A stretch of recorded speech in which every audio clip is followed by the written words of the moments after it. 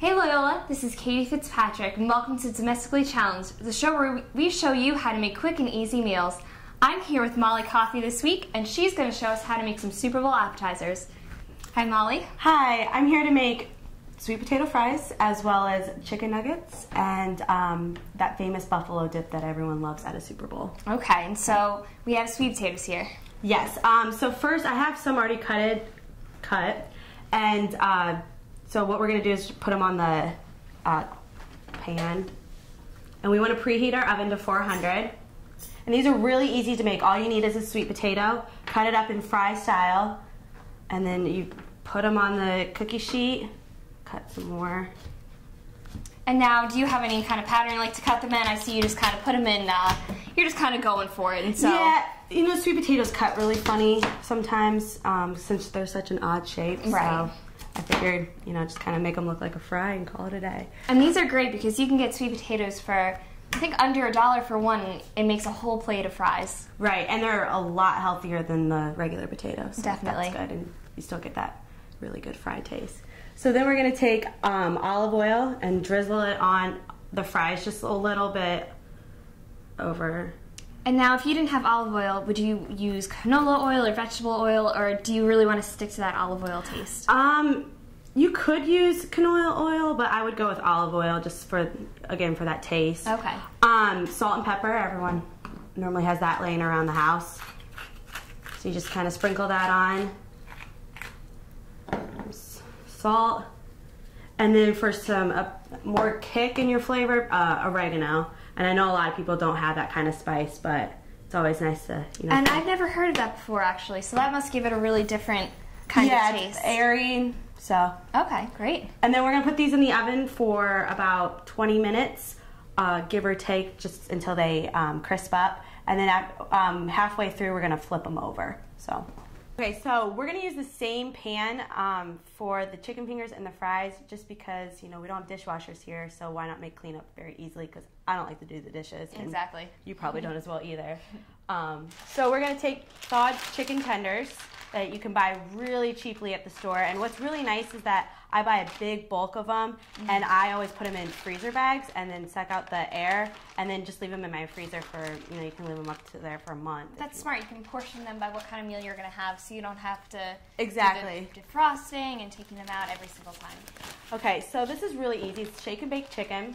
You're going to take some cornflakes, you know, basic cereal, dump some into the Ziploc bag. Now this is great because not everyone has that shake and bake mix in their room, so everyone's going to have some kind of cereal or crackers, anything like that.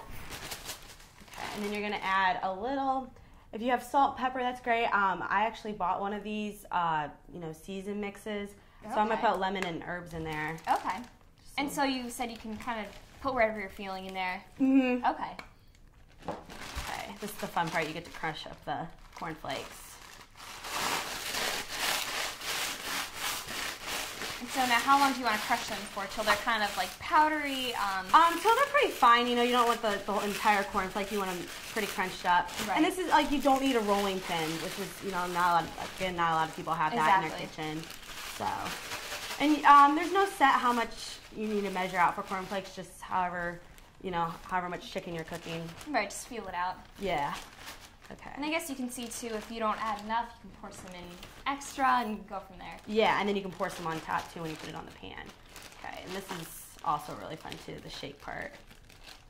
And so you don't put any oils in there, you don't put anything, you just put the chicken and the cornflakes. Yep, and then you just shake away.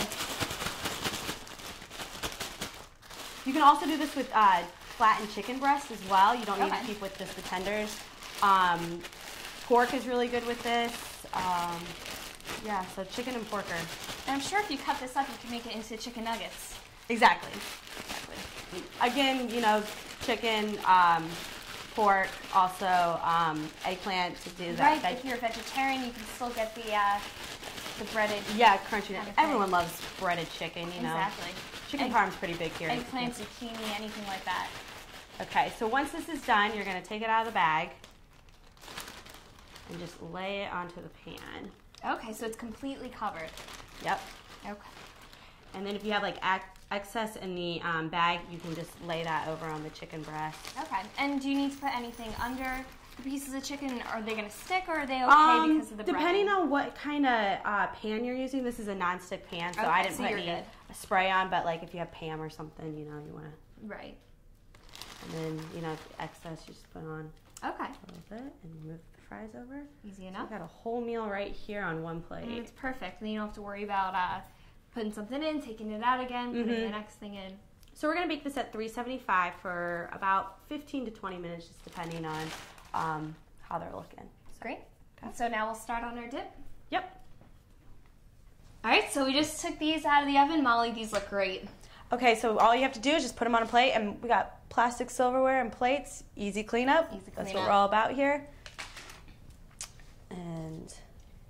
And so they don't look too brown or too dark, but they do look cooked. So you don't want them too overdone.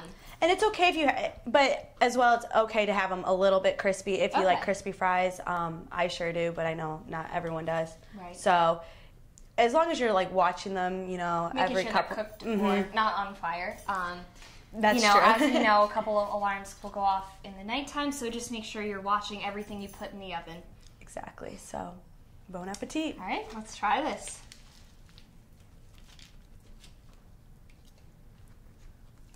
This is great.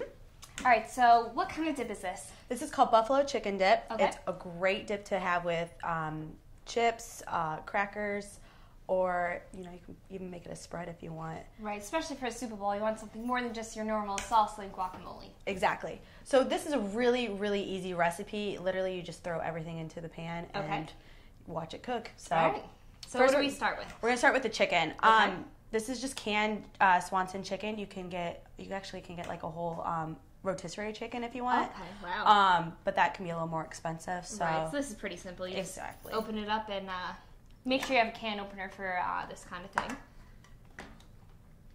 So we're just gonna pour this into the pot. Okay. And that's great because it's already broken up. I guess you don't want the big pieces in there. You just want it more like a creamy kind of thing. Exactly. And with that rotisserie chicken, all you get to, you know, pick it apart and stuff. Then we're gonna take cream cheese. And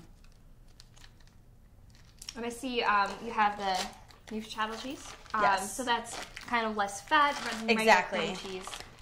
Just trying to keep it a little healthy. Exactly. With all the calories you're consuming on Super Bowl Sunday. Right. Cut corners wherever you can. Exactly. Okay, and so you're putting a whole block in. Mm-hmm. Okay. Okay, then you're going to take shredded cheese. And really however much you want. There's no set. I'm not somebody who likes to use measuring cups. Again, you know, less mess in the kitchen. Right. So you just kind of eye it. Exactly. So, and this has about, you know, like a fourth of a bag left. Okay. So, put that in.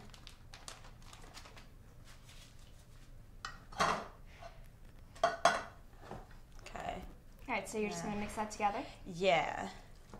And then ranch dressing. You can also use blue cheese dressing. Okay. I'm a big ranch person, so we're going to put that in. Okay, now how much would you say, not a whole bottle, but just a about a half a cup. Okay.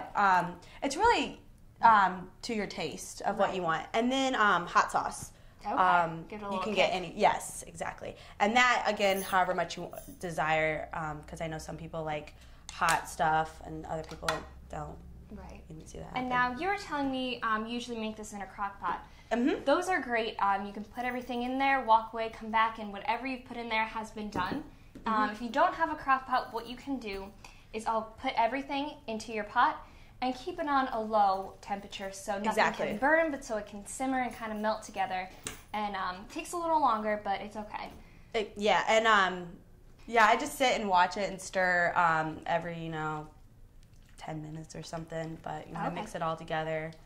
And then as it melts, it'll be easier to mix some of the bigger pieces together. Of course, because this is all cold. So and you want a nice hot dip with it. Okay. It's really good with Tostitos chips. Is that three? Sorry. But okay, so this looks ready. Nice, all mixed in, and we're just gonna put this on the stove until it's all nice and hot. Okay, now this is the kind of thing also you want to make sure you do keep an eye on it, although you are putting it on the stove for an extended period of time. Make sure you keep checking back every once in a while to make sure nothing's burning and to make sure nothing's spilling over. Exactly. Okay. And so you're going to put it on... About medium. Okay. You get started and just let it sit. Great. So it's as easy as that. Perfect. All right, well, thank you for showing us how to make the chicken fingers, the sweet potato fries, and the buffalo chicken dip. It's been great having you on, and we hope some of these recipes can be helpful to you this weekend when you're trying to figure out what you want to make for the Super Bowl. Join us next week where I'll show you how to make special dessert for your Valentine's Day. I'm Katie Fitzpatrick. And I'm Molly Coffee. Thanks for joining us, and we'll see you next time on Domestically Challenged.